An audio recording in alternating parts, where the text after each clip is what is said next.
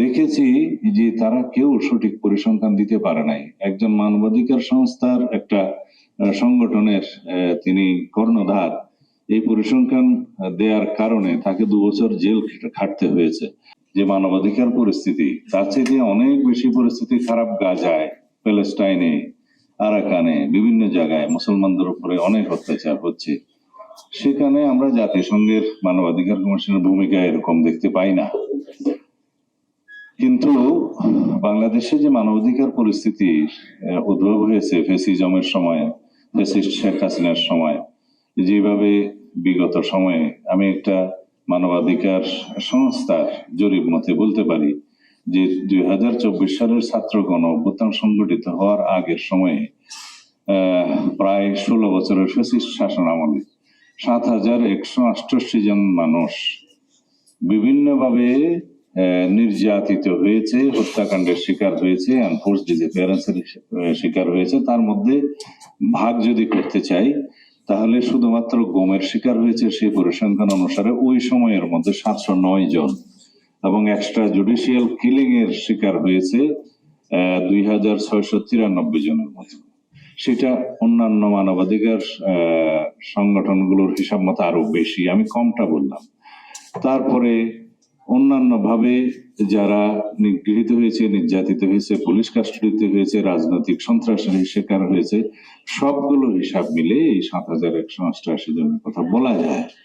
কিন্তু এই হিসাবটাও এখন প্রকৃত হিসাব নয়, এটা ক্রমান্বয়ে বাড়ছে। কারণ শাপলা হত্যাকাণ্ডের যে হিসাব, সেই হিসাবটা এখানে নেই। সেই হিসাব এখনো পর্যন্ত প্রকৃত পক্ষে বের করা যায়নি। আমার ভাই মামুনুল হক সাহেবের একটা অনুষ্ঠানে গিয়েছিলেন, আপনারা অনেকেই সেখানে উপস্থিত ছিলেন। আপনারা একটা শাপলা স্মারক নামে পুস্তিকা প্রণয়ন করেছেন। খুঁজে পেতে ওখানে কতজন হয়েছে আমি জানি না, কতজন, 83 জন, কিন্তু সেই সংখ্যাটা তো আরো অনেক বেশি।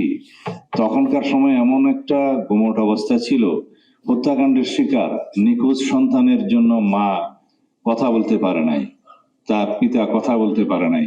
সাংবাদিকরা গেলে ভয়ে তারা স্বীকার করেনি যে তার সন্তান বাড়ি ফিরে নেয়।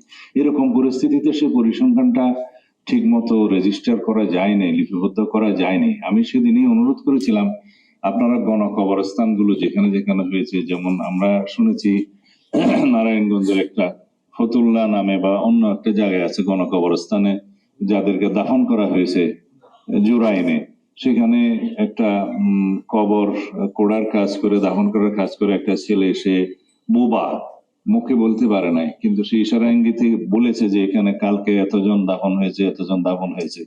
ঠিক শাপলা হত্যাকাণ্ডের পর 2 দিন পরেই হবে।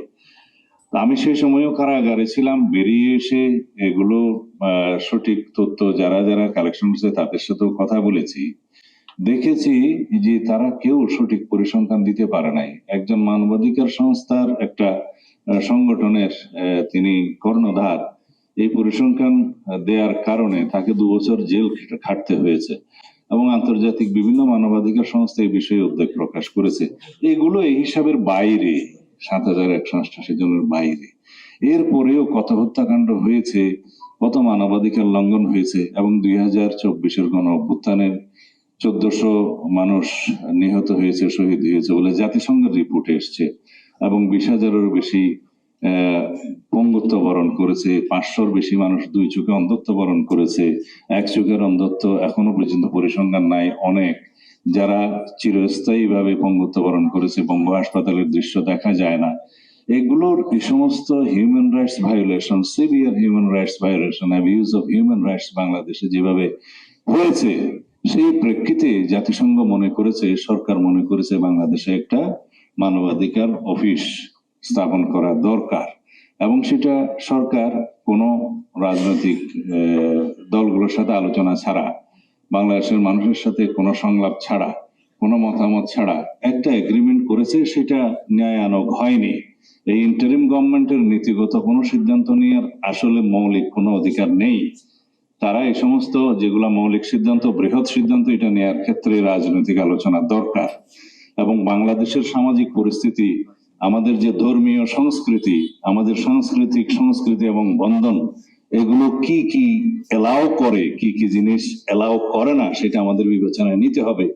মানবাধিকারের সংজ্ঞার মধ্যে এখানে যদি বাস্তবায়ন করার জন্য LGBTQ কে নিয়ে আসা হয়, সেটা কি আমাদের সমাজ ব্যবস্থা, আমাদের ধর্মীয় কালচার মেনে নেবে? মানা সম্ভব নয়। আমাদের এখানে অনেক কিছু আঞ্চলিক ইস্যু আছে, যেমন পার্বত্য চট্টগ্রামের ইস্যু আছে। এখানে মানবাধিকার দোহাই দিয়ে যদি আমাদের রাষ্ট্রের অখণ্ডতা হুমকির সম্মুখীন হয়, সেই ক্ষেত্রেও আমাদের চিন্তা করতে হবে। আমাদের যেমন ধর্মীয় সম্প্রীতি বজায় রাখতে হবে, আমাদের সোশ্যাল কালচার, সামাজিক পারিবারিক বন্ধন বজায় রাখতে হবে, আমাদের ধর্মীয় সংস্কৃতিকে, যেটা হাজার বছর ধরে লালিত, সেই সংস্কৃতিকে আমাদের লালন করতে হবে। আমাদের এখানে সামাজিকভাবে যে সমস্ত জিনিসগুলো গৃহীত নয়, ধর্মীয় কালচারের মধ্যে গৃহীত নয়, সেগুলো এর বাইরে বিবেচনায় রাখতে হবে। সুতরাং একটা বৃহৎ পরিসরের রাজনৈতিক আলোচনার মধ্য দিয়ে সেই চুক্তিটি হলে, সেই অফিসটি হলে আজকে এই বিতর্ক বা এই আয়োজনের প্রয়োজন হতো না।